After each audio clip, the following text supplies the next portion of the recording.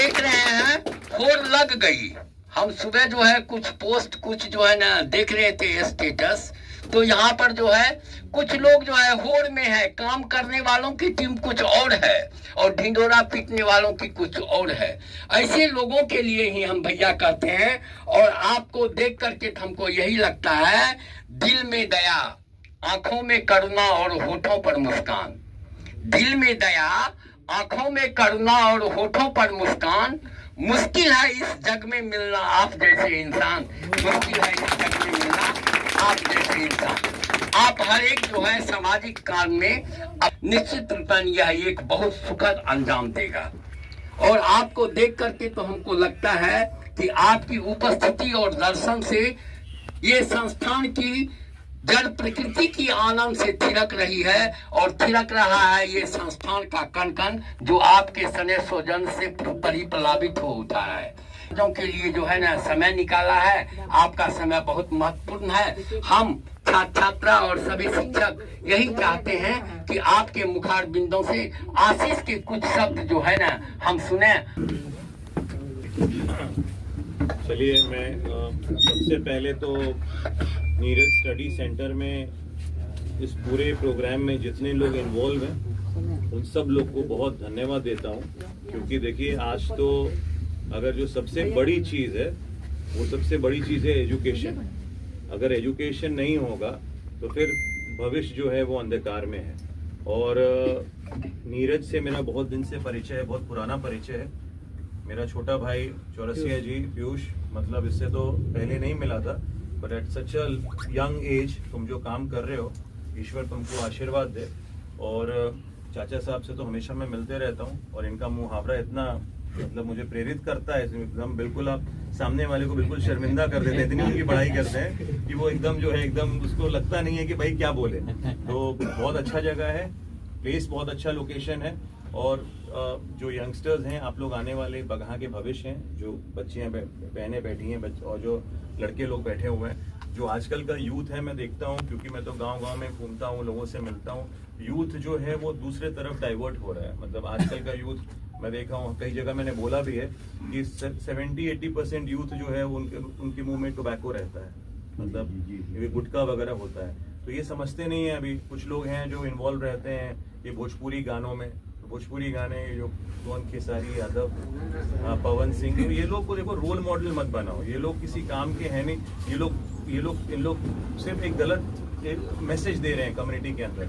तो देखो आने वाला जो समय है वो बहुत टफ समय है, वो कॉम्पिटिटिव समय है।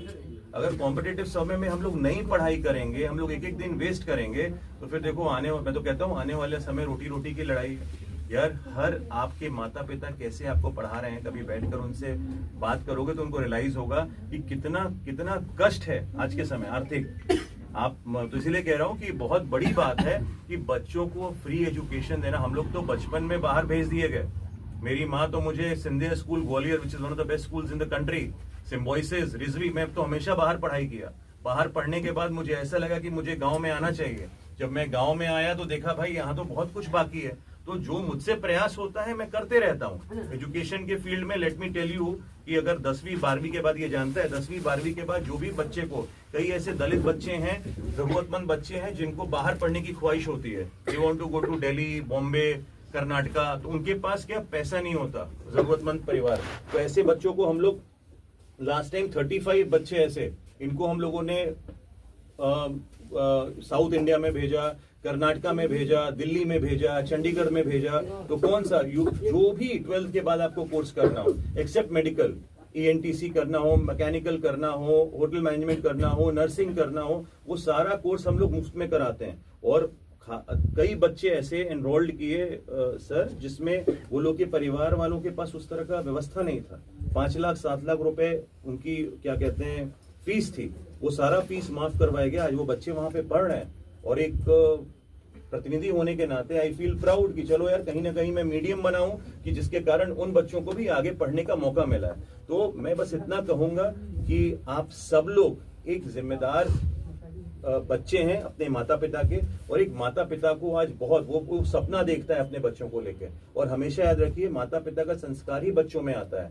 तो अपने माता पिता का संस्कार आप लोग रखिए अपने बड़ों को सम्मान दीजिए। और एक चीज हमेशा बताता हूं एक बड़ा भाई होने के नाते कि आप लोग अगर कुछ कर सकते हैं तो जब सुबह उठते हैं तो अपने माता पिता का आशीर्वाद जरूर लीजिए, और अगर वो आशीर्वाद आप लोग लीजिएगा तो ईश्वर का आशीर्वाद आपको ऑटोमेटिकली मिल जाएगा और आपको आगे जाने से कोई रोकेगा नहीं। तो आज भी हम लोग इतने बड़े हो गए हैं, हम लोग सुबह उठते हैं तो अपनी मम्मा को अपने पापा को प्रणाम करके ही कहीं जाते हैं। तो क्योंकि होता क्या है ना कि वो आशीर्वाद इतना प्योर होता है, प्योर सोल। आप कुछ भी कर देंगे लेकिन आपके माता पिता आजीवन आपके साथ खड़े हैं।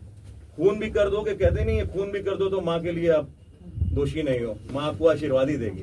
वो एग्जाम्पल में उतना अच्छा, लेकिन आप सब लोगों से यह अनुरोध है, you should not waste your time, make sure every minute of yours, एक एक मिनट अपन जीवन के महत्वपूर्ण बा। अगर आज पढ़ब तो कल जाके भविष्य अच्छा हो। हम लोग के पास ईश्वर सब कुछ दिया हुआ है, किसी चीज की कमी नहीं है, लेकिन उसके बावजूद हम लोग सोचते हैं कि क्या नया किया जाए कि हम लोग आगे जाएं, लोगों को रोजगार दें। मुझे तो 5-6 साल हुआ सर आए हुए, 6 ईयर्स हुआ। 6 ईयर्स में हमने, आप देखिए, बाबा के नाम से गोपाल जी डेयरी का काम किया। अभी ये जो होटल देख रहे हैं बगहा में वो बना, छुटकी पट्टी मोड़ में हमने, मतलब जहां हमको तो राजनीति में आने का मन ही नहीं था। Never wanted to come to politics. वो तो एक आंदोलन किया, लोगों को पसंद आया, टिकट मिला, मैं चुनाव लड़ गया। आज जब मैं राजनीति में भी हूँ तो वो काम ईमानदारी से कर रहा हूँ। इसलिए ईमानदारी से कर रहा हूँ कि अगर मैं ईमानदारी से काम करूंगा तो मेरे वजह से किसी एक का भला हो, एक परिवार का भला हो, तब मेरी राजनीति करने का फायदा है। अर्थात मेरा राजनीति करने का कोई फायदा नहीं है। और पॉलिटिक्स में भी जो बच्चे को कई ऐसे देखते हैं, युवा सब पॉलिटिक्स में भी आना चाहते हैं।